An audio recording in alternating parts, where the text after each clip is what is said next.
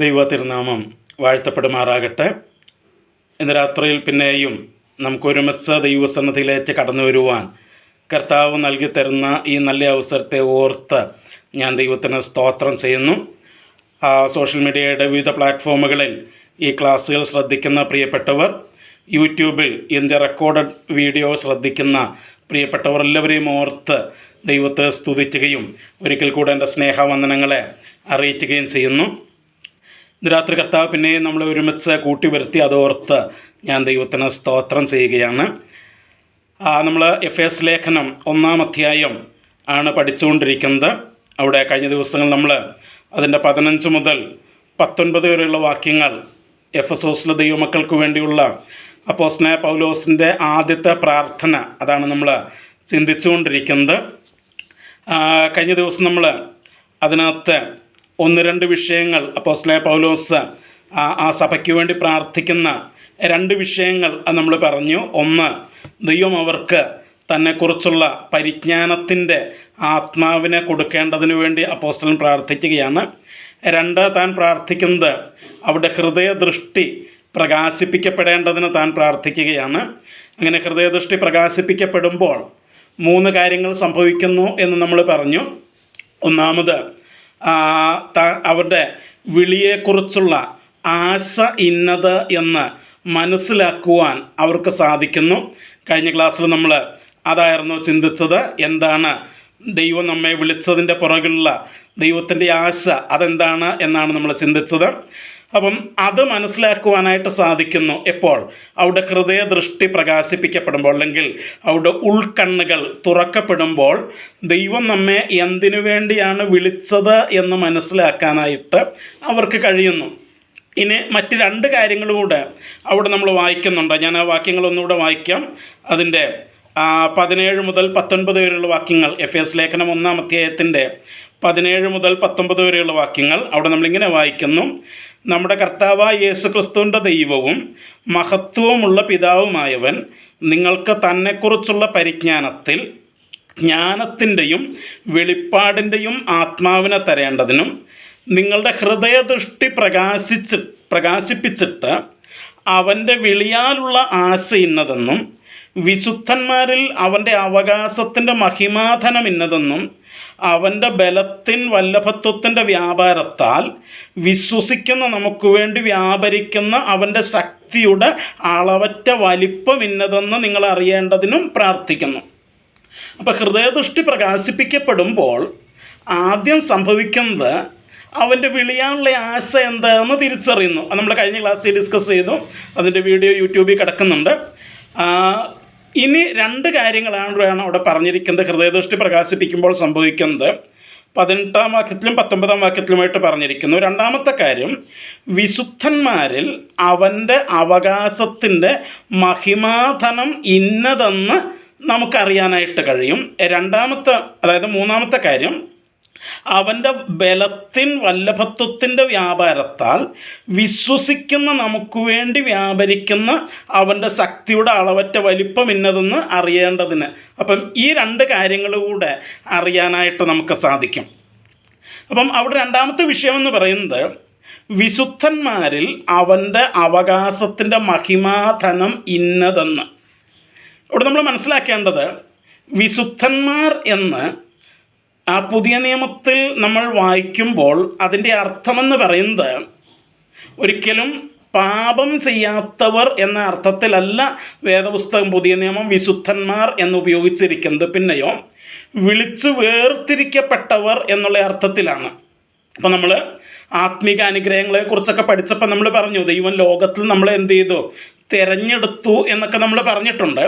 അപ്പം അങ്ങനെ ലോകത്തിൽ നിന്ന് വിളിച്ചു വേർതിരിക്കപ്പെട്ടിരിക്കുന്ന ആളുകളെയാണ് പുതിയ നിയമം എന്ത് വിളിക്കുന്നത്? വിശുദ്ധന്മാർ എന്ന് വിളിക്കുന്നത്. അപ്പോൾ അവിടെ പറഞ്ഞു, വിശുദ്ധന്മാരിൽ അവൻ്റെ, ആരുടെ? ദൈവത്തിൻ്റെ.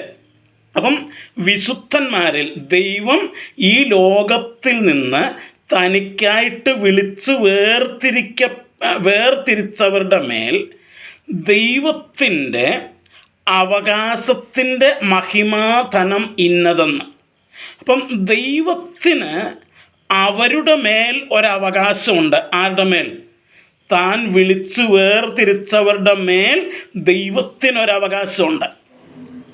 ആത്മീക അനുഗ്രഹങ്ങളെക്കുറിച്ച് നമ്മൾ പഠിച്ചപ്പോൾ അവിടെ നമ്മുടെ അവകാശത്തെക്കുറിച്ച് നമ്മൾ പഠിച്ചിരുന്നു. എന്നാൽ അപ്പോൾ തന്നെ നമ്മുടെ മേൽ ദൈവത്തിന് ഒരവകാശമുണ്ട്. ദൈവത്തിന് ഒരവകാശമുണ്ട്. അത് നമ്മൾ പലപ്പോഴും മറന്നു കളയാറുള്ള ഒരു ഭാഗമാണ്. അത് എല്ലാ കാര്യങ്ങളിലും അങ്ങനെ തന്നെയാണ്.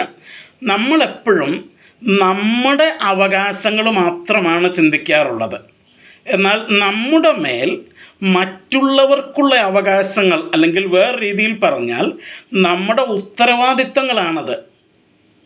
അത് നമ്മുടെ അവകാശമല്ല. മറ്റുള്ളവർക്ക് നമ്മുടെ മേലുള്ള അവകാശമെന്ന് പറയുന്നത് ദറ്റ് ഈസ് അവർ റെസ്പോൺസിബിലിറ്റി. അത് നമ്മുടെ ഉത്തരവാദിത്തമാണ്. അത് നമ്മൾ പലപ്പോഴും മറക്കുക ചെയ്യാറ്. ഇന്ന് ദൈവസഭകൾക്കകത്ത് പറ്റിയിരിക്കുന്ന വലിയൊരു പ്രശ്നമെന്ന് പറയുന്നത് നമ്മുടെ അവകാശങ്ങളെക്കുറിച്ച് പഠിപ്പിക്കുന്നു, പക്ഷേ നമ്മുടെ ഉത്തരവാദിത്തങ്ങളെക്കുറിച്ച് എന്ത് ചെയ്യുന്നില്ല? പഠിപ്പിക്കുന്നില്ല. അപ്പം ഇവിടെ നമ്മൾ മനസ്സിലാക്കണം, ദൈവത്തിന് തൻ്റെ വിശുദ്ധന്മാരിൽ എന്തുണ്ട്? ഒരവകാശമുണ്ട്. ആ ദൈവത്തിൻ്റെ അവകാശമെന്ന് പറയുന്നത് അത് നമ്മുടെ ഉത്തരവാദിത്വമാണ്. ദൈവം നമ്മിൽ നിന്ന് ചിലത് പ്രതീക്ഷിക്കുന്നുണ്ട്. നാം ദൈവത്തിന് ചിലതൊക്കെ കടപ്പെട്ടിരിക്കുന്നുണ്ട്. അത് ദൈവത്തിൻ്റെ അവകാശമാണത്. അത് ചെയ്യുക എന്നുള്ളത് നമ്മുടെ ഉത്തരവാദിത്വമാണ്. നമ്മൾ എന്തൊക്കെയാണ് ആ കാര്യങ്ങളിൽ ചെയ്യേണ്ട, അല്ലെങ്കിൽ നമ്മുടെ മേലുള്ള ദൈവത്തിൻ്റെ അവകാശങ്ങൾ എന്തൊക്കെയാണെന്ന് 4-ാം അധ്യായം തൊട്ട് പഠിക്കുമ്പോൾ അവിടെ വിശദമായിട്ട് നമ്മൾ പറയും. അതുകൊണ്ട് ഞാൻ ഈ ഭാഗത്ത് അത് ടച്ച് ചെയ്യുന്നില്ല. 4-ാം അധ്യായം തൊട്ട് ഈ ലേഖനത്തിൻ്റെ അവസാനം വരെ 4, 5, 6 അധ്യായങ്ങളിൽ നമ്മുടെ മേൽ ദൈവത്തിലുള്ള അവകാശങ്ങൾ എന്തൊക്കെയാണ്, അല്ലെങ്കിൽ നമ്മുടെ ഉത്തരവാദിത്തങ്ങൾ എന്തൊക്കെയാണ് എന്നാണ് അപ്പോസ്തലൻ അവിടെ രേഖപ്പെടുത്തിയിരിക്കുന്നത്. അതുകൊണ്ട് ഈ ക്ലാസ്സിൽ ഞാനത് അവിടേക്ക് പോകുന്നില്ല. നമ്മൾ 4-ാം അധ്യായം തൊട്ട് പഠിക്കുമ്പോൾ ഈ ഭാഗങ്ങൾ വിശദമായിട്ട് അവിടെ പഠിക്കും. അപ്പം ഈ ഒരു കാര്യം മനസ്സിലാക്കണമെന്നുണ്ടെങ്കിൽ നമ്മുടെ ഹൃദയദൃഷ്ടി എന്ത് ചെയ്യണം? പ്രകാശിക്കണം. എന്ത് കാര്യം? എൻ്റെ മേൽ ദൈവത്തിനൊരവകാശമുണ്ട്, അല്ലെങ്കിൽ ദൈവത്തിൻ്റെ മുമ്പിൽ എനിക്ക് ചില ഉത്തരവാദിത്തങ്ങളുണ്ട് എന്നെനിക്ക് മനസ്സിലാക്കാൻ കഴിയണമെന്നുണ്ടെങ്കിൽ, അത് മനസ്സിലാക്കണമെങ്കിൽ എൻ്റെ ഹൃദയദൃഷ്ടി എന്ത് ചെയ്യണം? പ്രകാശിക്കണം. എന്താ ഇന്ന് പലർക്കും അത് മനസ്സിലാകാത്തത് എന്ന് ചോദിച്ചാൽ അതിൻ്റെ ഉത്തരം ഇത്രയേ ഉള്ളൂ. അവിടെ ഹൃദയദൃഷ്ടി എന്ത് ചെയ്തിട്ടില്ല? പ്രകാശിച്ചിട്ടില്ല എന്ന് പറയേണ്ടി വരും. അവരുടെ മനസ്സ് ഇപ്പോഴും അന്ധകാരത്തിലും കുരുടായിട്ടും ഇരിക്കുകയാണ് എന്ന് പറയേണ്ടി വരും. അതുകൊണ്ടാണ് ആ ദൈവത്തിൻ്റെ അവകാശം എന്താണെന്നുള്ളത് അവർക്ക് മനസ്സിലാക്കാനായിട്ട് കഴിയാത്തത്. അത് മനസ്സിലാക്കണമെങ്കിൽ ഹൃദയദൃഷ്ടി എന്ത് ചെയ്യണം? പ്രകാശിപ്പിക്കപ്പെടണം. അപ്പോൾ ഞാനവിടെ അധികം നിൽക്കുന്നില്ല. ഞാൻ പറഞ്ഞു നമ്മളത് വിശദമായിട്ട് 4-ാം അധ്യായം തൊട്ട് പഠിക്കും എന്നുള്ളത് കൊണ്ട് ഞാൻ അത്രയും പറഞ്ഞ് ആ ഒരു പോയിൻ്റ് ഞാൻ പിന്നത്തേക്ക് മാറ്റി വയ്ക്കുകയാണ്. ഇനി 3-ാമത്തെ കാര്യം നമ്മളിവിടെ വായിക്കുന്നത് എന്താണ്? അവൻ്റെ ബലത്തിൻ വല്ലഭത്വത്തിൻ്റെ വ്യാപാരത്താൽ വിശ്വസിക്കുന്ന നമുക്ക് വേണ്ടി വ്യാപരിക്കുന്ന അവൻ്റെ ശക്തിയുടെ അളവറ്റ വലിപ്പമിന്നതെന്ന് നിങ്ങൾ അറിയേണ്ടതിന്. അപ്പം 3-ാമത് ഹൃദയദൃഷ്ടി പ്രകാശിപ്പിക്കപ്പെടുമ്പോൾ നാം അറിയാനായിട്ട് പോകുന്നത് എന്താണ് എന്ന് ചോദിച്ചാൽ അവിടെ നമുക്ക് കാണാൻ കഴിയുന്നത് അവൻ്റെ ബലത്തിൻ വല്ലഭത്വത്തിൻ്റെ വ്യാപാരത്താൽ വിശ്വസിക്കുന്ന നമുക്ക് വേണ്ടി വ്യാപരിക്കുന്ന അവൻ്റെ ശക്തിയുടെ അളവറ്റ വലിപ്പമിന്നതെന്ന് അറിയും. നോക്കിക്കേ, അവിടെ ആ ദൈവത്തിൻ്റെ ശക്തിയെക്കുറിച്ചൊക്കെ പറയുമ്പം അപ്പോസ്തലൻ പൗലോസ് തനിക്ക് ഉപയോഗിക്കാൻ പറ്റാവുന്ന മിക്കവാറും എല്ലാ വാക്കുകളും അതിനകത്ത് ഉപയോഗിച്ചിട്ടുണ്ട്, അല്ലേ? നമ്മൾ ആ വാക്യം വായിക്കുമ്പോൾ നമുക്ക് മനസ്സിലാകും തനിക്ക് ആ ശക്തിയെക്കുറിച്ച് പറയാനായിട്ട് ഉപയോഗിക്കാവുന്ന മിക്കവാറും എല്ലാ വാക്കുകളും അവിടെ ഉപയോഗിച്ചിട്ടുണ്ട്. അപ്പോൾ നമ്മളതിലേക്ക് വരാം. അതിനു മുമ്പ് ആർക്കു വേണ്ടിയാണ് ഈ ശക്തി വ്യാപരിക്കുന്നത് എന്ന് ചോദിച്ചാൽ അവിടെ പറയുന്നത് നമുക്ക് വേണ്ടി. ഈ നമ്മൾ ആരാ? അവിടെ പറയുന്നു വിശ്വസിക്കുന്ന നമുക്ക് വേണ്ടി. വിശ്വസിക്കുന്ന നമുക്ക് വേണ്ടി. അപ്പം ദൈവത്തിൻ്റെ ശക്തി വ്യാപരിക്കുന്നത് ആർക്ക് വേണ്ടിയാണ്? വിശ്വസിക്കുന്ന നമുക്ക് വേണ്ടി. എല്ലാവർക്കും വേണ്ടിയല്ല, വിശ്വസിക്കുന്ന നമുക്ക് വേണ്ടി. ഞാൻ പല പ്രാവശ്യം പറഞ്ഞു കഴിഞ്ഞു, പുതിയ നിയമത്തിൽ വിശ്വസിക്കുക എന്ന് പറയുന്നതിൻ്റെ ഏറ്റവും പ്രധാനപ്പെട്ട അർത്ഥമെന്ന് പറയുന്നത് ആശ്രയിക്കുക എന്ന. അപ്പം ദൈവത്തിൽ ആശ്രയിക്കുന്ന നമുക്ക് വേണ്ടി ആണ് എന്ത് ചെയ്യുന്നത്? ദൈവത്തിൻ്റെ ശക്തി വ്യാപരിക്കുന്നത്. ദൈവത്തിൽ ആശ്രയിക്കുന്ന നമുക്ക് വേണ്ടിയാണ് ദൈവത്തിൻ്റെ ശക്തി വ്യാപരിക്കുന്നത്. ആ ശക്തിയുടെ അളവറ്റ വലിപ്പം ഇന്നതെന്ന് അറിയുക. എന്താ അളവറ്റ വലിപ്പം എന്ന് പറഞ്ഞാൽ? അളവറ്റത് എന്ന് പറഞ്ഞാൽ അളക്കാൻ കഴിയാത്തത് എന്ന അർത്ഥം. അളക്കാൻ കഴിയില്ല. ഇപ്പം ഞാൻ ഈ നമ്മൾ സയൻസൊക്കെ പഠിക്കുമ്പോൾ, ഫിസിക്സൊക്കെ പഠിക്കുമ്പോൾ നമ്മൾ അളവുകളെക്കുറിച്ച് പഠിക്കാറുണ്ട്. നീളം, വീതി, മാസ്, അതുപോലെ ഇലക്ട്രിസിറ്റി, ഇങ്ങനെ കുറേ അളവുകളെക്കുറിച്ച് നമുക്ക് പഠിക്കാറുണ്ട്. ഇതിൻ്റെയൊക്കെ പ്രത്യേകത എന്താണെന്ന് ചോദിച്ചാൽ ഇതൊക്കെ അളക്കാനായിട്ട് പറ്റും. അതിനകത്ത് ബലത്തെക്കുറിച്ച് നമ്മൾ പഠിക്കുന്നുണ്ട്, ഫോഴ്സിനെ കുറിച്ച് നമ്മൾ പഠിക്കുന്നുണ്ട്, എനർജിയെക്കുറിച്ച് നമ്മൾ പഠിക്കുന്നുണ്ട്. അതൊക്കെ അളവുകൾ അല്ലെങ്കിൽ മെഷർമെൻറ്റ്സ് എന്ന് പറഞ്ഞാൽ നമ്മൾ പഠിക്കുന്നത്. അതൊക്കെ നമുക്ക് എന്ത് ചെയ്യാൻ പറ്റും? അളക്കാനായിട്ട് പറ്റും. അത് ആരുടെ ബലമാണ്? ഒന്നുകിൽ നമ്മുടെ, അല്ലെങ്കിൽ ഈ ഭൗതിക മേഖലയിലുള്ള ഏതെങ്കിലും വസ്തുക്കളുടെ ബലമാണ്. അവിടെ ഫിസിക്സിൽ നമ്മൾ പഠിക്കുന്നതല്ല. അതെല്ലാം നമുക്ക് എന്ത് ചെയ്യാനായിട്ട് പറ്റും? അളക്കാനായിട്ട് പറ്റും. അളക്കാൻ പറ്റും. പക്ഷേ ആ സകല ബലങ്ങളും അളക്കാൻ പറ്റുമ്പോൾ വിശ്വസിക്കുന്ന, ദൈവത്തിൽ ആശ്രയിക്കുന്ന നമുക്ക് വേണ്ടി വ്യാപരിക്കുന്ന ഒരു ബലമുണ്ട്. അത് അളക്കാനായിട്ട് പറ്റില്ല. നിങ്ങൾ ബലം അളക്കുന്നത് ന്യൂട്ടൺ എന്ന് പറഞ്ഞൊരു യൂണിറ്റും ഉണ്ട്. ആ ന്യൂട്ടൺ വച്ച് ദൈവത്തിൻ്റെ ബലം അളക്കാനായിട്ട് പറ്റില്ല. ഒരിക്കലും പറ്റില്ല. കാരണം അത് ഈ ഭൗതിക മണ്ഡലത്തിലെ ബലങ്ങൾ മാത്രം അളക്കാൻ പറ്റുന്നതാണത്. അല്ലേ? നമ്മൾ ഈ തൂക്കുന്ന അല്ലെങ്കിൽ വെയിറ്റ് നോക്കുന്ന മെഷീനൊക്കെ മേടിക്കുമ്പം അതിനകത്തൊരു ലിമിറ്റ് എഴുതി വച്ചിട്ടുണ്ടാവും. 50 കിലോയ്ക്ക് അല്ലെങ്കിൽ 100 കിലോയ്ക്ക് അല്ലെങ്കിൽ 200 കിലോയ്ക്ക് അത്ര വരെ അതിനകത്ത് മെഷർ ചെയ്യാനായിട്ട് പറ്റുള്ളൂ, അളക്കാനായിട്ട് പറ്റുള്ളൂ.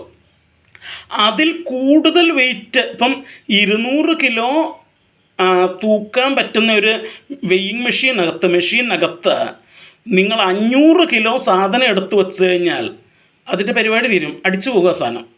കാരണം അത്രയും വെയിറ്റ് അതിനെ അളക്കാനായിട്ട് പോയിട്ട് താങ്ങാനായിട്ട് പോലും പറ്റില്ല. അപ്പം ഈ പ്രപഞ്ചത്തിലെ സകല ബലങ്ങൾക്കും അളവ് കണ്ടുപിടിച്ച് അല്ലെങ്കിൽ അളക്കാൻ കഴിയുന്ന ബലങ്ങളായിരിക്കുമ്പോൾ ആ അളവുകോൽ വച്ച് അളക്കാൻ കഴിയാത്ത ബലമാണ് ആരുടെ ബലം? ദൈവത്തിൻ്റെ ബലം. അത് മനസ്സിലാക്കണമെങ്കിൽ ഈ ഭൗതികമായിട്ടുള്ള കണ്ണുകളോ ഈ ഭൗതികമായിട്ടുള്ള തലച്ചോറോ കൊണ്ട് മനസ്സിലാക്കാനായിട്ട് കഴിയില്ല. അത് മനസ്സിലാക്കണമെങ്കിൽ നിൻ്റെ ഹൃദയദൃഷ്ടി എന്ത് ചെയ്യണം? പ്രകാശിക്കണം.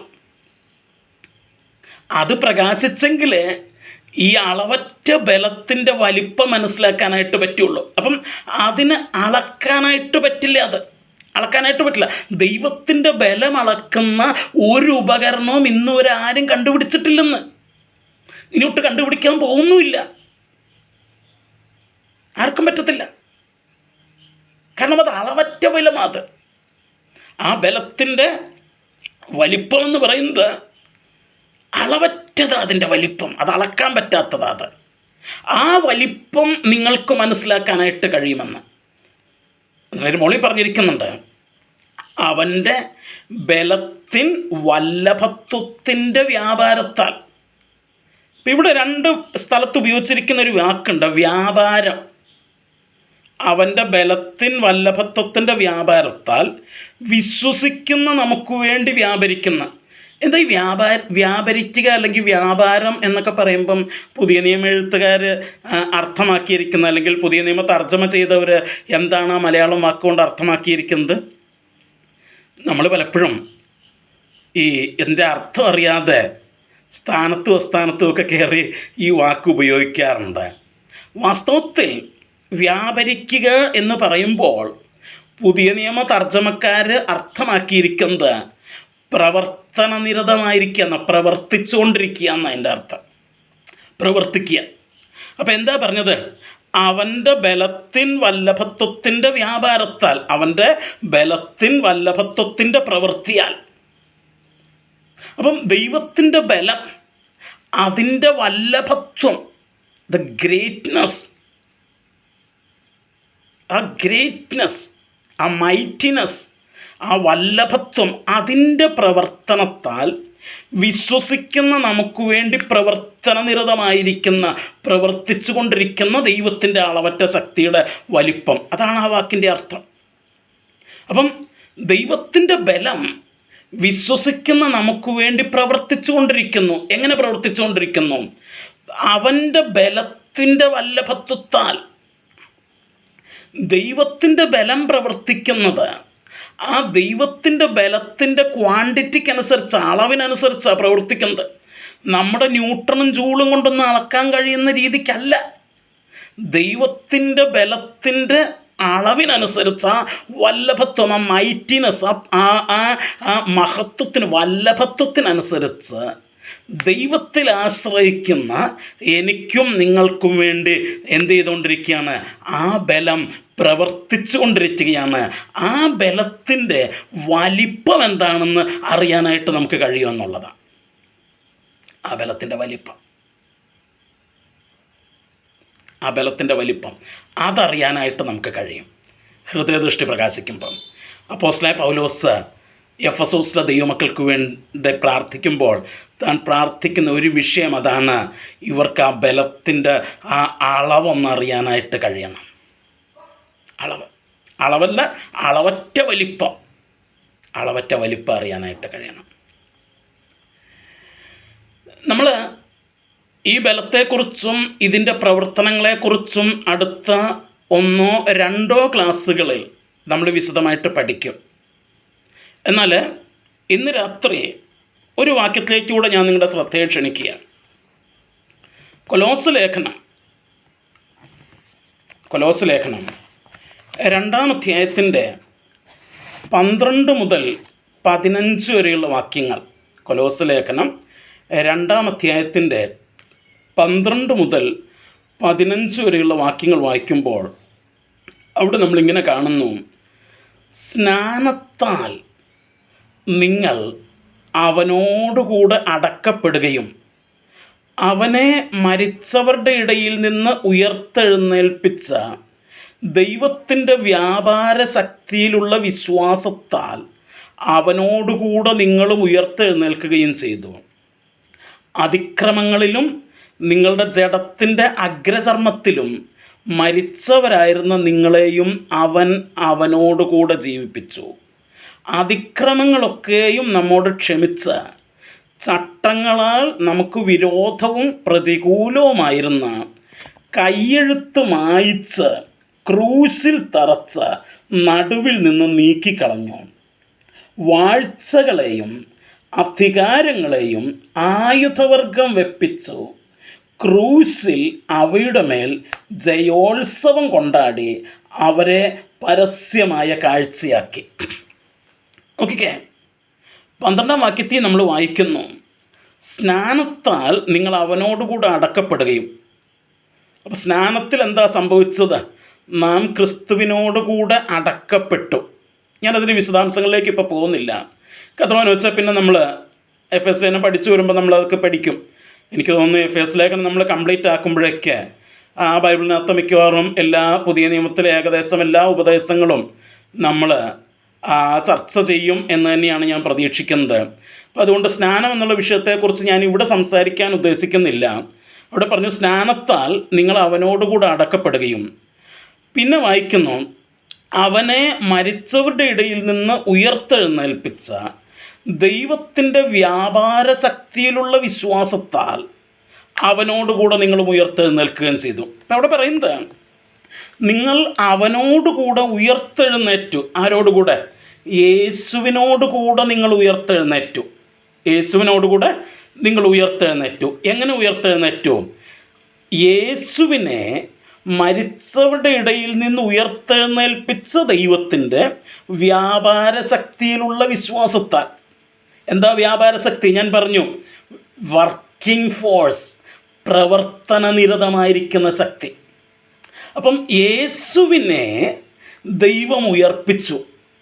നമ്മൾ അടുത്ത ക്ലാസ്സിൽ ആ കാര്യം അല്പം വിശദമായിട്ടൊന്ന് ചർച്ച ചെയ്യും. യേശുവിനെ ദൈവം ഉയർപ്പിച്ചു എന്നുള്ള കൺസെപ്റ്റ്. അതുകൊണ്ട് അടുത്ത ക്ലാസ്സിൽ നമ്മളത് ഡിസ്കസ് ചെയ്യും. അപ്പം യേശുവിനെ ദൈവം ഉയർപ്പിച്ചു. എങ്ങനെ ഉയർപ്പിച്ചു? തൻ്റെ വ്യാപാര ശക്തിയാൽ, ആ പ്രവർത്തനനിരതമായിരിക്കുന്ന ദൈവത്തിൻ്റെ ശക്തിയാൽ ദൈവം യേശുവിനെ ഉയർപ്പിച്ചു. ആ ശക്തിയിലുള്ള വിശ്വാസത്താൽ, എഫേസ്യ ലേഖനത്തിൽ നമ്മൾ പറഞ്ഞത്, വിശ്വസിക്കുന്ന നമുക്ക് വേണ്ടി, ആ ബലത്തിൻ വല്ലഭത്വത്തിൽ വിശ്വസിക്കുന്ന നമുക്ക് വേണ്ടി വ്യാപരിക്കുന്ന ദൈവശക്തി എന്നാണ് പറഞ്ഞത്. ഇവിടെയും പറഞ്ഞത്, ആ ശക്തിയിലുള്ള വിശ്വാസത്താൽ നാമും എന്ത് ചെയ്തു? യേശുവിനോടുകൂടെ ഉയർത്തെഴുന്നേറ്റു. നോക്കൂ, ഉയർത്തെഴുന്നേൽക്കും എന്നല്ല പറഞ്ഞത്, ഉയർത്തെഴുന്നേറ്റു എന്നാണ് പറഞ്ഞത്. It is already finished. നമ്മുടെ ഉയർത്തെഴുന്നേൽപ്പ് ഓൾറെഡി നടന്നു കഴിഞ്ഞതായിട്ടാണ് പുതിയ നിയമം രേഖപ്പെടുത്തുന്നത്. എന്ന് വെച്ചാൽ ദൈവത്തിൻ്റെ ദൃഷ്ടിയിൽ, ദൈവത്തിൻ്റെ പ്രത്യേകത എന്ന് പറയുന്നത്, അവൻ ആരംഭത്തിൽ തന്നെ അവസാനവും കാണുന്നവനാണ്.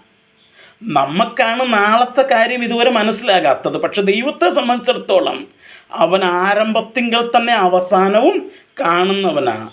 അവൻ്റെ കാഴ്ചയിൽ we have already risen from dead with Christ.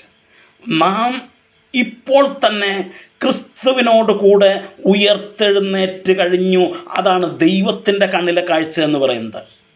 നമ്മുടെ കാഴ്ച പരിമിതമായതുകൊണ്ട് നമുക്കത് കാണാനായിട്ട് കഴിയുന്നില്ല. പക്ഷേ ദൈവത്തിൻ്റെ കാഴ്ച അപരിമേയമായതുകൊണ്ട്, അത് ലിമിറ്റില്ലാത്തതായതുകൊണ്ട്, ദൈവത്തിന് ഇപ്പം തന്നെ ഭാവിയും അറിയാവുന്നതുകൊണ്ട് ദൈവത്തിൻ്റെ വചനം പറയുന്നു, you are already risen with God. നിങ്ങൾ ക്രിസ്തുവിനോടുകൂടെ ഉയർത്തെഴുന്നേറ്റിരിക്കുന്നു. ഓക്കെ, അത് നമ്മൾ എഫേസ്യ ലേഖനം 2-ാം അധ്യായത്തിൻ്റെ 1-ാം വാക്യത്തിൽ നമ്മൾ വായിക്കുന്നുണ്ട്. അതിക്രമങ്ങളിലും പാപങ്ങളിലും മരിച്ചവരായിരുന്ന നിങ്ങളെയും അവൻ ക്രിസ്തുവിൽ ഉയർപ്പിച്ചു എന്ന് തന്നെയാണ് അവിടെ പറയുന്നത്. നമ്മളവിടെ ചിന്തിക്കും. ഓക്കെ, അതവിടെ നിൽക്കട്ടെ. അപ്പം ഒന്ന്, ദൈവത്തിൻ്റെ വ്യാപാര ശക്തിയുള്ള വിശ്വാസത്താൽ ദൈവം നമ്മെ ക്രിസ്തുവിനോടുകൂടെ എന്ത് ചെയ്തു? ഉയർപ്പിച്ചു. ഇനി 2:13 വാക്യം, അതിക്രമങ്ങളിലും നിങ്ങളുടെ ജഡത്തിൻ്റെ അഗ്രചർമ്മത്തിലും മരിച്ചവരായിരുന്ന നിങ്ങളെ അവൻ അവനോടുകൂടെ ജീവിപ്പിച്ചു. അപ്പം നമ്മൾ നേരത്തെ ആരായിരുന്നു? മരിച്ചവരായിരുന്നു. എങ്ങനെ? അതിക്രമങ്ങളാലും ജഡത്തിൻ്റെ അഗ്രചർമ്മത്താലും. അതിക്രമം എന്ന് പറഞ്ഞാൽ എന്താണ് അർത്ഥമാക്കുന്നത്? ട്രസ്പാസസ് എന്ന് വെച്ചാൽ ലിമിറ്റ് വയലേറ്റ് ചെയ്യുക എന്നതിൻ്റെ അർത്ഥം. നമ്മളൊക്കെ പല സ്ഥലങ്ങളിലും, പ്രത്യേകിച്ച് ഈ പ്രൊട്ടക്റ്റഡ് ആയിട്ടുള്ള ഏരിയ ഉണ്ട്. ഇപ്പം മിലിറ്ററി ക്യാമ്പുകൾ, അവിടെയൊക്കെ നമ്മൾ കാണാറുള്ളൊരു ബോർഡുണ്ട്, ട്രസ്പാസേഴ്സ് വിൽ ബി പ്രോസിക്യൂട്ടഡ്. അതിക്രമിച്ച് കയറുന്നവർ ശിക്ഷിക്കപ്പെടും. എന്ന് വെച്ചാൽ ദർ ഇസ് എ ലിമിറ്റ്. അവിടെ ഒരു പരിധിയുണ്ട്. ആ പരിധിക്ക് അപ്പുറത്തേക്ക് കയറാനായിട്ട് പാടില്ല. അങ്ങനെ കയറിയാൽ അത് ട്രസ്പാസാണ്, അതിക്രമമാണ്. അപ്പം ദൈവം നമുക്ക് സെറ്റ് ചെയ്ത ആ ലിമിറ്റ് നമ്മൾ വയലേറ്റ് ചെയ്തു, അത് നമ്മൾ ലംഘിച്ചു. ദൈവം നമുക്കൊരു അതിര് വച്ചിട്ടുണ്ടായിരുന്നു, ആ അതിര് നമ്മൾ എന്ത് ചെയ്തു? ലംഘിച്ചു. ദാറ്റ് ഈസ് കോൾഡ് അതിക്രമം. അതിനാണ് അതിക്രമം എന്ന് പറയുന്നത്. അതിക്രമങ്ങളിലും നിങ്ങളുടെ ജഡത്തിൻ്റെ അഗ്രചർമ്മത്തിലും എന്ന് വെച്ചാൽ നമ്മളാരും പരിച്ഛേദന ഏറ്റിട്ടുള്ളവരല്ല. പരിച്ഛേദന എന്ന് പറയുന്നത് യഹൂദന്മാർക്ക്, ഇസ്രായേലർക്ക് ദൈവം കൊടുത്തതാണ്. എന്തിനു കൊടുത്തു? അവർ ദൈവത്തിൻ്റെ സ്വന്തം ജനമാണ് എന്നുള്ളതിൻ്റെ അടയാളമായിട്ട് ദൈവം കൊടുത്തതാണ്. അപ്പോൾ ഒരുവൻ പരിച്ഛേദന ഏൽക്കുമ്പോൾ, പഴയ നിയമത്തിൽ ഒരുവൻ പരിച്ഛേദന ഏൽക്കുമ്പോൾ അതിൻ്റെ അർത്ഥം അവൻ ദൈവത്തിൻ്റെ സ്വന്തം ജനമാണ് എന്ന് വെച്ചാൽ, ദൈവത്തിൻ്റെ സ്വന്തം ജനമെന്ന് വെച്ചാൽ ദൈവത്തിനും അവനുമായിട്ടൊരു ബന്ധമുണ്ടെന്നാണ് അതിൻ്റെ അർത്ഥം. പക്ഷെ നമ്മൾ പരിച്ഛേദന ഏൽക്കാതിരുന്നത് കൊണ്ട് ആ രീതിയിലുള്ള ബന്ധം നമുക്കില്ലായിരുന്നു. പിന്നെ ദൈവത്തിൻ്റെ വചനത്തിലെ പ്രമാണങ്ങൾ അനുസരിക്കാതിരുന്നത് കൊണ്ട് ആ രീതിയിൽ നമുക്ക് ബന്ധമില്ലായിരുന്നു. ഇങ്ങനെ രണ്ട് രീതിയിലും നമ്മൾ മരിച്ചവരായിരുന്നു. പുതിയ നിയമത്തിൽ മരിക്കുക എന്നുള്ളത് ഉപയോഗിച്ചിരിക്കുന്ന ഒരർത്ഥം എന്ന് പറയുന്നത് സ്പിരിച്വൽ സെപ്പറേഷൻ എന്ന, ആത്മീക വേർപാടെന്ന, ദൈവവുമായിട്ട് എനിക്ക് ബന്ധമില്ലായിരുന്നു. കാരണം ഒന്ന്, ഞാൻ പരിച്ഛേദന ഏറ്റിട്ടില്ല. പരിച്ഛേദന ഏൽക്കാത്തത് കൊണ്ട് ഇസ്രായേലിനെ പോലെ എനിക്ക് ദൈവവുമായിട്ടുള്ള ബന്ധം പറയാനായിട്ട് കഴിയില്ല. രണ്ട്, എൻ്റെ കയ്യിലിരിപ്പ് വെച്ച് ഞാൻ ദൈവം പറഞ്ഞത് അനുസരിച്ചിട്ടില്ല. അതുകൊണ്ടും എനിക്ക് ദൈവവുമായിട്ട് ബന്ധം അവകാശപ്പെടാൻ കഴിയത്തില്ല. അങ്ങനെ ഞാൻ ദൈവവുമായിട്ട് ബന്ധമില്ലാത്തവനായിരുന്നു. പക്ഷേ അതിക്രമങ്ങളിലും നിങ്ങളുടെ ജഡത്തിൻ്റെ അഗ്രചർമ്മത്തിലും മരിച്ചവരായിരുന്നു നിങ്ങളെയും അവൻ, ദൈവം അവനോടുകൂടെ, ആരോടുകൂടെ? ക്രിസ്തുവിനോടുകൂടെ ജീവിപ്പിച്ചു. എന്ന് വെച്ചാൽ നമുക്ക് ആ ഒരു ബന്ധം നമുക്ക് തന്നു. എങ്ങനെ? ക്രിസ്തുവിലൂടെ. ക്രിസ്തു ദൈവത്തിൻ്റെ പുത്രനാണ്. ആ പുത്രനിലൂടെ നമുക്കും ദൈവമക്കളെന്നുള്ള ബന്ധം ദൈവം തന്നു. ആക്ച്വലി പരിച്ഛേദന ഏൽക്കാത്തത് കൊണ്ടും നമ്മുടെ കയ്യിലിരിപ്പ് കൊണ്ടും ദൈവവുമായിട്ടൊരു ബന്ധവും നമുക്കില്ലായിരുന്നു. പക്ഷേ അവൻ്റെ പുത്രനിലൂടെ ദൈവം നമുക്ക് ബന്ധം തന്നു, അവൻ്റെ മക്കളെന്നുള്ള ബന്ധം തന്നു. എങ്ങനെ? ദൈവത്തിൻ്റെ വ്യാപാര ശക്തിയുള്ള വിശ്വാസത്താൽ. വിശ്വസിച്ചത് മൂലമാണ് ആ ബന്ധം നമുക്ക് കിട്ടിയത്. ഒന്ന്, അതാ ഉയർപ്പിച്ചു എന്നൊക്കെ പറയുന്നതിൻ്റെ അർത്ഥം അതാ. നമ്മൾ 2-ാം അധ്യായത്തിൽ വരുമ്പോൾ, എഫെസ്യർ 2-ാം അധ്യായത്തിൽ വരുമ്പോൾ ഞാൻ പറഞ്ഞല്ലോ, നമ്മൾ ഈ ഭാഗങ്ങൾ വിശദമായിട്ട് ചർച്ച ചെയ്യും. 14-ാം വാക്യത്തിൽ നമ്മൾ വായിക്കുന്നു, അതിക്രമങ്ങളൊക്കെയും നമ്മളോട് ക്ഷമിച്ചു. അപ്പം ദൈവം തൻ്റെ വ്യാപാര ശക്തിയാൽ, തൻ്റെ വർക്കിംഗ് ഫോഴ്സ് ഉപയോഗിച്ച്, തൻ്റെ ശക്തി ഉപയോഗിച്ച് അവൻ നമ്മുടെ അതിക്രമങ്ങളൊക്കെയും നമ്മളോട് എന്ത് ചെയ്തു? ക്ഷമിച്ചു. That is also past tense. ക്ഷമിച്ചു എന്നാണ് പറഞ്ഞത്, ക്ഷമിക്കും എന്നല്ല പറഞ്ഞത്, ക്ഷമിച്ചു എന്നാണ് പറഞ്ഞത്. നമ്മുടെ അതിക്രമങ്ങളൊക്കെയും ദൈവം നമ്മളോട് എന്ത് ചെയ്തു? ക്ഷമിച്ചു. എന്നിട്ട് പറയുക, ചട്ടങ്ങളാൽ നമുക്ക് വിരോധവും പ്രതികൂലവുമായിരുന്ന കയ്യെഴുത്ത് മായിച്ചു. നമുക്കറിയാം, സീനായി പർവ്വതത്തിൽ ഇസ്രായേൽ മക്കൾ മിസ്രയീമിൽ നിന്ന് യാത്ര ചെയ്ത് മോശയുടെ നേതൃത്വത്തിൽ അവർ വരുമ്പോൾ, സീനായി പർവ്വതത്തിൻ്റെ അല്ലെങ്കിൽ ഹോരേബ് പർവ്വതം, രണ്ടും ഒരു സ്ഥലമാണ്, ഒരു പർവ്വതത്തിൻ്റെ വ്യത്യസ്ത പേരുകളാണത്. ഈ പർവ്വതത്തിൻ്റെ ചുവട്ടിൽ വെച്ച് ദൈവം തൻ്റെ ജനത്തോടൊരു ഉടമ്പടി ചെയ്തു. പഴയ നിയമം, ദ ഓൾഡ് കവനൻറ്റ്, പഴയ നിയമം. ആ ഉടമ്പടിയുടെ പ്രമാണങ്ങൾ ആദ്യം ദൈവം മോശയെ ആ പർവ്വതത്തിൻ്റെ മുകളിലേക്ക് വിളിച്ചു കയറ്റിയിട്ട് ദൈവത്തിൻ്റെ വിരലുകളാൽ, ദൈവത്തിൻ്റെ കൈകളാൽ ആ മോശയ്ക്ക് ആ കൽപ്പലകകളിൽ എഴുതി കൊടുത്തു. That was hand written. ദൈവത്തിൻ്റെ കൈകൾ കൊണ്ട് എഴുതിയതായിരുന്നു അത്. പക്ഷേ നമുക്കറിയാം, മോശ താഴെ വന്നു കഴിഞ്ഞപ്പോൾ താഴത്തെ സാഹചര്യമൊക്കെ ശരിയല്ലാതിരുന്നത് കണ്ടപ്പം മോശയ്ക്ക് ദേഷ്യം വന്നു. അതിൻ്റെ വിശദാംശങ്ങളൊക്കെ നമുക്കറിയാം. മോശ എന്ത് ചെയ്തു? ആ കൽപ്പലക രണ്ടും എറിഞ്ഞ് ഉടച്ചു കളഞ്ഞു. ഉടച്ചു കളഞ്ഞപ്പം കുറച്ച് ദിവസം കഴിഞ്ഞപ്പോൾ ദൈവം പിന്നെയും മോശയോട് പറഞ്ഞു, മുമ്പിലത്തെ പോലത്തെ 2 കൽപ്പലക ചെത്തി ഉണ്ടാക്കിയിട്ട് നീ മുകളിലേക്ക് വാ, ഞാൻ പറഞ്ഞു തരാം, നീ എഴുതണം. അപ്പം ആദ്യത്തെ കൽപ്പലകയിൽ ദൈവം തൻ്റെ കൈവിരലുകൾ കൊണ്ട് എഴുതിയെങ്കിൽ, രണ്ടാമത്തെ കൽപ്പലകയിൽ മോശയുടെ കൈ കൊണ്ടാണ് എഴുതിയത്. അതാണ് പെട്ടകത്തിനകത്ത് ഇവർ സൂക്ഷിച്ചു വെച്ചിരുന്നത്. മോശയുടെ കൈ കൊണ്ട് എഴുതിയ പലകയാണ് അത്. കൈയെഴുത്ത, ഹാൻഡ് റിട്ടൺ അത്. എന്ന് വെച്ചാൽ ഇവിടെ കൈയെഴുത്തെന്ന് പറഞ്ഞിരിക്കുന്നത് ന്യായപ്രമാണത്തിലെ വ്യവസ്ഥകളെയാണ് പറഞ്ഞിരിക്കുന്നത്. അപ്പോൾ ദൈവം എന്ത് ചെയ്തു? അവൻ്റെ ബലത്തിൻ്റെ വ്യാപാരത്താൽ, വ്യാപാര ശക്തിയുള്ള വിശ്വാസത്താൽ, ആ വിശ്വസിക്കുന്ന നമുക്ക് വേണ്ടി അവൻ അതിക്രമങ്ങളൊക്കെ ക്ഷമിച്ചിട്ട് ചട്ടങ്ങളാൽ നമുക്ക് വിരോധവും പ്രതികൂലവുമായിരുന്ന ആ കയ്യെഴുത്ത് അവൻ മായ്ച്ചു കളഞ്ഞു. അവൻ എന്ത് ചെയ്തു?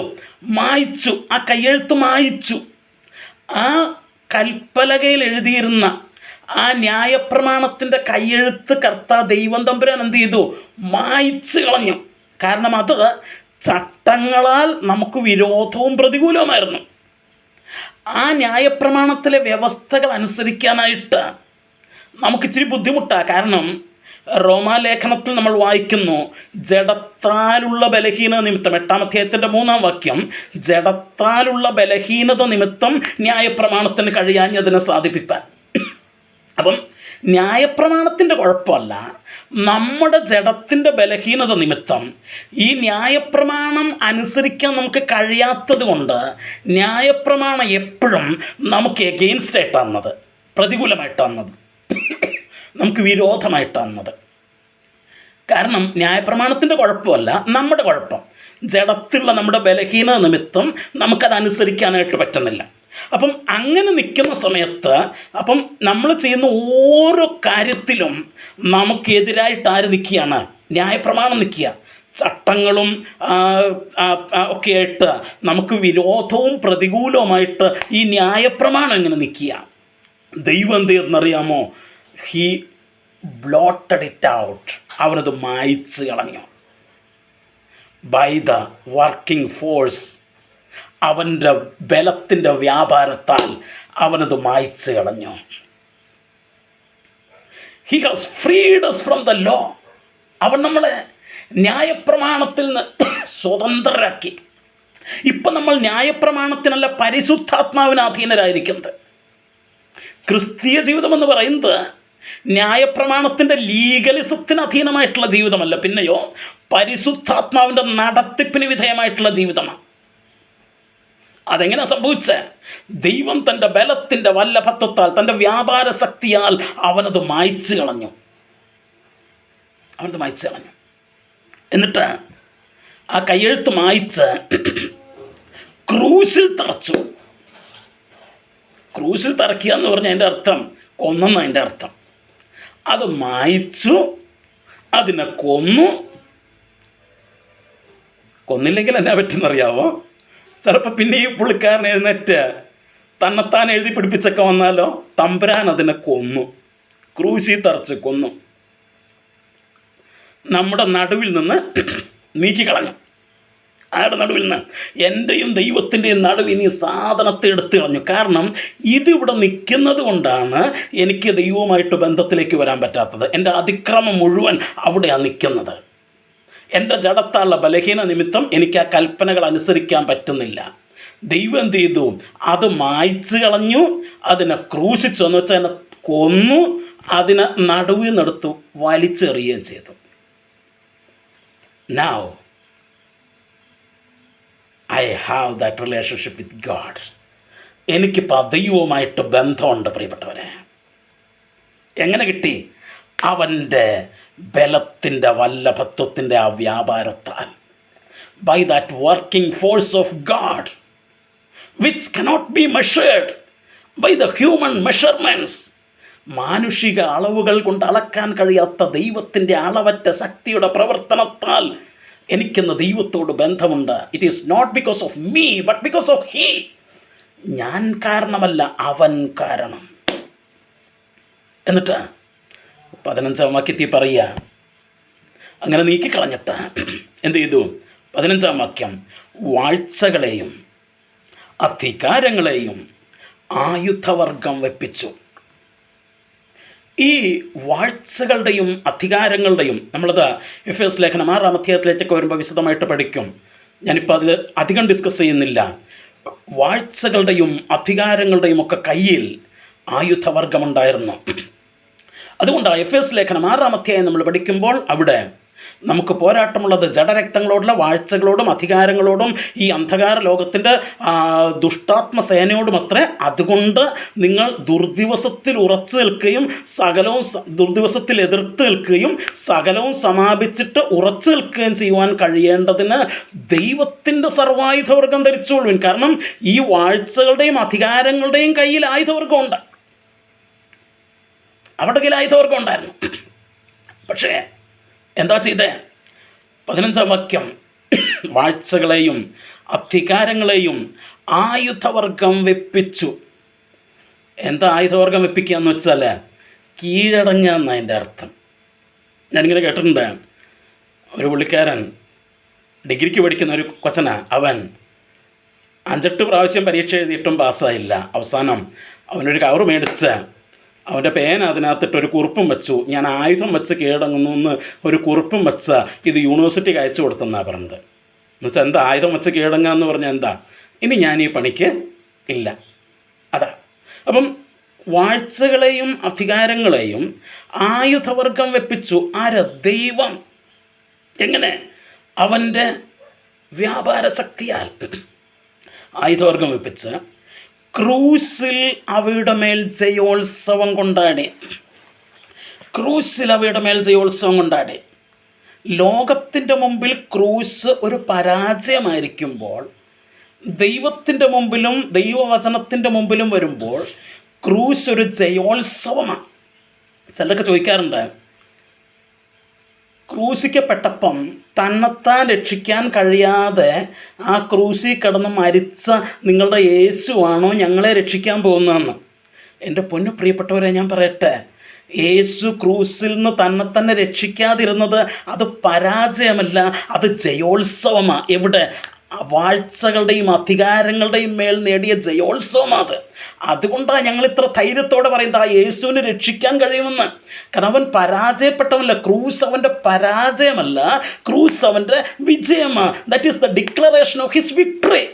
അവൻ്റെ വിജയത്തിൻ്റെ വിളംബരമാണ് ക്രൂസ്. അപ്പം ക്രൂസിൽ അവരുടെ മേൽ ജയോത്സവം കൊണ്ടാടി. ആരുടെ മേൽ? വാഴ്ചകളുടെയും അധികാരങ്ങളുടെയും മേൽ ക്രൂസിൽ ജയോത്സവം കൊണ്ടാടി അവരെ പരസ്യമായ കാഴ്ചയാക്കി കളഞ്ഞു. എന്നുവെച്ചാൽ എന്താ? കാണുന്നവരൊക്കെ മൂക്കത്ത് വിരൽ വെച്ച് ചിരിക്കത്തക്ക രീതിയിൽ അവരെ പരസ്യമായ കാഴ്ചയാക്കി കളഞ്ഞു.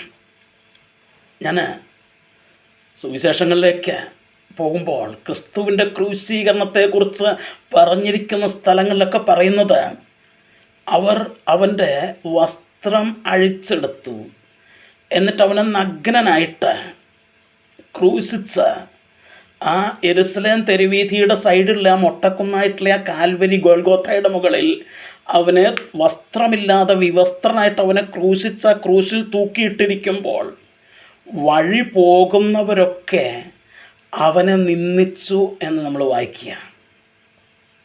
അവനെ നിന്ദിച്ചു, അവനെ കളിയാക്കി. പക്ഷേ ഈ കളിയാക്കിയവർക്ക് പിടികിട്ടിയില്ല. അവിടെ യേശു മറ്റ് ചിലരെ പരസ്യമായ കാഴ്ചയാക്കുകയാണ്. ആരെ? വാഴ്ചകളെയും അധികാരങ്ങളെയും. ലോകം അവനെ നിന്ദിക്കുമ്പോൾ അന്ന് എന്താ യേശു മിണ്ടാതിരുന്നേ? യേശു മിണ്ടാതിരുന്നതിൻ്റെ കാരണം അവനറിയാം, ഇവർക്ക് കണ്ണ് കാണത്തില്ല, ഇവിടെ ഹൃദയദൃഷ്ടി പ്രകാശിച്ചിട്ടില്ല. എന്നാൽ ഇവിടെ ഹൃദയദൃഷ്ടി പ്രകാശിച്ചാൽ ഈ ദൈവത്തിൻ്റെ വ്യാപാര ശക്തി, വർക്കിംഗ് ഫോഴ്സ് എന്താണെന്ന് ഇവർക്ക് മനസ്സിലായി കഴിഞ്ഞാൽ അപ്പം ഇവർക്ക് മനസ്സിലാകും, ഞാൻ ഇവിടെ നിന്ദിക്കപ്പെട്ടവനായിട്ടല്ല കിടക്കുന്നത്, ഞാൻ മറ്റു ചില വാഴ്ചകളെയും അധികാരങ്ങളെയും ഒക്കെ പരസ്യമായ നിന്ന കോലമാക്കി മാറ്റിയിട്ടാണ് ഞാൻ ഇവിടെ നിൽക്കുന്നത്. ഞാൻ ജയോത്സവത്തോടെയാണ് ഞാൻ ഇവിടെ നിൽക്കുന്നത്.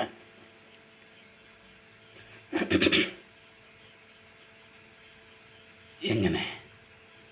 ദൈവത്തിൻ്റെ വ്യാപാര ശക്തിയാൽ. പ്രിയമുള്ളവരെ, നമ്മുടെ ഹൃദയദൃഷ്ടി പ്രകാശിപ്പിക്കപ്പെടുമ്പോൾ we will be able to understand what is the unmeasurable force, the power of God.